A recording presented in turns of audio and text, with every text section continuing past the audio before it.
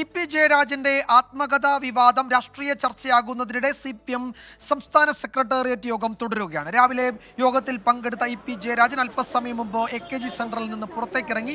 LDF convener സ്ഥാനത്ത് നിന്ന് മാറ്റിയ ശേഷം ഇതാദ്യമായാണ് CPM സംസ്ഥാന സെക്രട്ടേറിയറ്റിൽ പങ്കെടുത്തത്.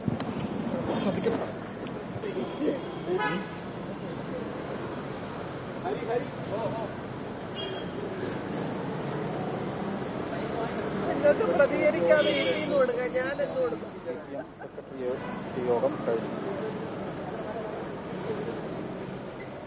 ഉമേഷ് ബാലകൃഷ്ണൻ വിവരങ്ങൾ നൽകും തിരുവനന്തപുരത്ത് നിന്ന്. ഉമേഷ്, എന്തുകൊണ്ടാണ് ഇ പി ജയരാജൻ യോഗം പൂർത്തിയാവുന്നതിന് മുൻപ് കുറച്ച് നേരത്തെ പോയത്? എന്തെങ്കിലുമൊക്കെ സാധാരണ മാധ്യമങ്ങളോട് പറയുന്നതാണ്, ഇന്നൊന്നും പ്രതികരിച്ചില്ല. രാവിലെ കാണുമ്പോൾ ഞാൻ പത്രക്കാരെ പിന്നെ കാണുന്നുണ്ട്, അപ്പോൾ വീണ്ടും പറയാം എന്ന് വളരെ ചിരിച്ചുകൊണ്ടാണ് മറുപടി പറഞ്ഞത്. ഇപ്പോൾ അത്ര പ്രസന്നവദനൊന്നുമല്ല ഇ പി ജയരാജൻ. എന്താണ് സംഭവിച്ചത് സെക്രട്ടേറിയറ്റിൽ?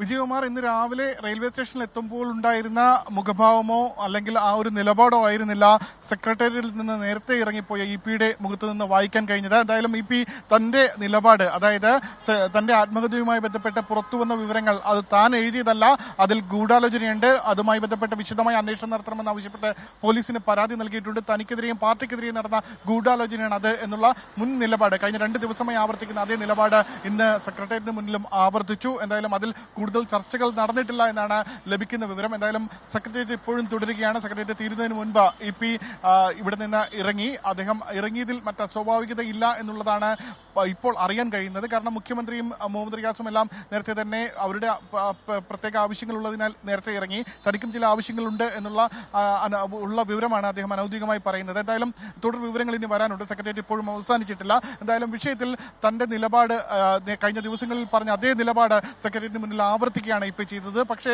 ഇന്ന് രാവിലെ അദ്ദേഹം മാധ്യമങ്ങളെ കാണുമ്പോൾ തനിക്ക് പറയാനുള്ളത് പറയാമെന്നുള്ള നിലപാട് അദ്ദേഹം എടുത്തിരുന്നു.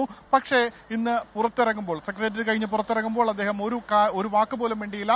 അദ്ദേഹം ഒരുപക്ഷെ മാധ്യമങ്ങളോട് എപ്പോഴും ചോദ്യങ്ങൾക്ക് വളരെ സരസമായി പോലും ചിലപ്പോൾ മറുപടി പറയുന്ന ഒരു വ്യക്തിയാണ്. ഒരുപക്ഷെ അത്തരത്തിൽ ഒരു സരസമായി പോലും മറുപടി പറയാൻ അദ്ദേഹം തയ്യാറായില്ല. കഴിഞ്ഞ LDF കൺവീനർ സ്ഥാനത്ത് നിന്ന് മാറ്റിയതിനു ശേഷം നടന്ന സംസ്ഥാന കമ്മിറ്റിയിൽ പങ്കെടുക്കാതെ AKG സെന്ററിൽ നിന്ന് AKG സെന്ററിന്റെ ഓപ്പോസിറ്റുള്ള ഫ്ളാറ്റിൽ നിന്ന് പോയ അദ്ദേഹം ഇന്ന് രാവിലെയാണ് തിരുവനന്തപുരത്തേക്ക് എത്തുന്നത്. എത്തിയ ശേഷം AKG സെന്ററിൽ സെക്രട്ടേറിയറ്റ് യോഗത്തിൽ പങ്കെടുക്കുന്നത്. എന്തായാലും തന്റെ നിലപാട്, ഈ ആത്മകഥയുമായി ബന്ധപ്പെട്ട് പുറത്തുവന്ന വിവരങ്ങൾ താൻ എഴുതിയതല്ല എന്നുള്ള നിലപാട് ആവർത്തിച്ചു. അതിൽ തുടർ ചർച്ചകൾ വേണ്ട എന്നുള്ള നിലപാട് നേരത്തെ തന്നെ പാർട്ടി എടുത്തിരുന്നു. കാരണം തുടർ ചർച്ചകൾ നടത്തിയാൽ അത് ഇലക്ഷനുമായി ബന്ധപ്പെട്ട് ഇനി 20-ാം തീയതി പാലക്കാട് ഉപതെരഞ്ഞെടുപ്പ് കൂടി നടക്കാനുണ്ട്. അതിനുശേഷം മതി തുടർ ചർച്ചകൾ എന്നുള്ള ഒരു അനൗദ്യോഗികമായ തീരുമാനമുണ്ടായിരുന്നു. അതുകൂടാതെ ഇ പി ജയരാജൻ താൻ നേരത്തെ തന്നെ ഇക്കാര്യം ആവർത്തിക്കുകയും അതിൽ പോലീസിലും പരാതി നൽകുകയും DCക്കെതിരെ വക്കീൽ നോട്ടീസ് അയക്കുകയും ചെയ്തിരുന്നു. അതിൽ സ്വീകരിക്കാവുന്ന തന്റെ നിലപാട് അത് സാധൂകരിക്കാവുന്ന രീതിയിലുള്ള നടപടികൾ ഇപ്പോൾ തന്നെ ഇ പി ജയരാജൻ എടുത്തു എന്നുള്ള ഒരു വിലയിരുത്തലും പാർട്ടിക്കുണ്ടായിരുന്നു. പക്ഷേ